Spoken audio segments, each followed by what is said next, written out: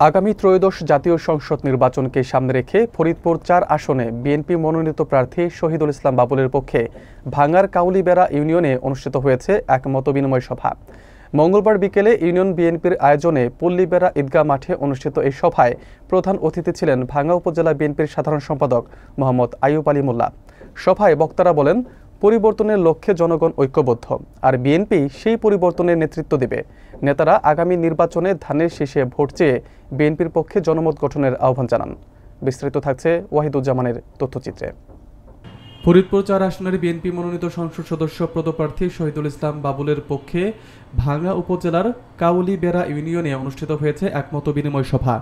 মঙ্গলবার বিকেলে ইউনিয়ন বিএনপির আয়োজনে পল্লীবেড়া ঈদগাহ মাঠে অনুষ্ঠিত সভায় সভাপতিত্ব করেন উপজেলা জেলা যুবদলের শিল্প বিষয়ক সম্পাদক মোহাম্মদ রবিউল হাসান রনি জোয়ারদার এবং সঞ্চালনা করেন ইউনিয়ন বিএনপির নেতা রাবু খান। সভায় প্রধান অতিথি হিসেবে উপস্থিত ছিলেন ভাঙ্গা উপজেলা বিএনপির সাধারণ সম্পাদক মোহাম্মদ আইয়ুব আলী মোল্লা। বিশেষ অতিথি ছিলেন উপজেলা বিএনপির সহসভাপতি ফারুকুজ্জামান ছোট্ট, সিনিয়র যুগ্ম সম্পাদক ফজলে সুবহান শামীম, যুগ্ম সম্পাদক এম তৈমুর লং ও সহসভাপতি শহীদুল ইসলাম বিটু মুন্সি। বক্তারা বলেন, বিএনপি জনগণের দল, আর শহীদুল ইসলাম বাবুল হচ্ছেন তৃণমূলের প্রতিনিধি।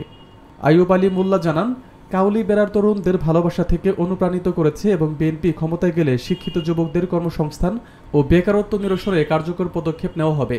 তিনি আসন্ন নির্বাচনে ধানের শীষে ভোট চেয়ে জনগণের সমর্থন কামনা করেন। উপস্থিত রয়েছেন আমাদের ভাঙ্গা থেকে আগত বিএনপি, যুবদল, ছাত্রদল, শ্রমিক দল, কৃষক দলের নেতৃবৃন্দ, কাউলিবেড়া ইউনিয়নের মুরব্বী, সমবেত ভাইয়েরা, আসসালামু আলাইকুম। সময় নেই, নামাজের সময় 2 মিনিটে শেষ করব। আমার প্রথম বক্তব্য, বাচ্চা ছেলেরা আমার কাছে গিয়েছিল, আমরা একটু আপনার সাথে কাউলিবেড়া বসে চা খাবো। আমি আজকে কিন্তু এখানে চা খেতে এসেছিলাম, তবে বলেছিলাম একসাথে 100 লোকের কম হলে চা কিন্তু খাবো না। কিন্তু এখানে এসে কি দেখলাম, 200-র বেশি লোক হয়েছে। আমি যারা এই আয়োজন করেছেন তাদেরকে অনেক অনেক ধন্যবাদ জানাই। পাশাপাশি বলতে চাই, কাজী সাহেবের বাড়ি, উনি আওয়ামী লীগের প্রেসিডিয়াম সদস্য। মানুষ মনে করে এটা আওয়ামী লীগের এলাকা, আমিও মনে করি। তবে আমার একটা দাবি, যদি আগামী নির্বাচনে এই সরকার আওয়ামী লীগ এবং নৌকা আপনাদের কাছে না পাঠায়, তাহলে একটিবার বাবুল সাহেবের জন্য ধানের শীষে আপনাদের কাছে আমরা একবার সহযোগিতা চাই। সভা সমাপ্তি ঘোষণা করতেছি। আল্লাহ হাফেজ। আসসালামু আলাইকুম ওয়া রাহমাতুল্লাহ।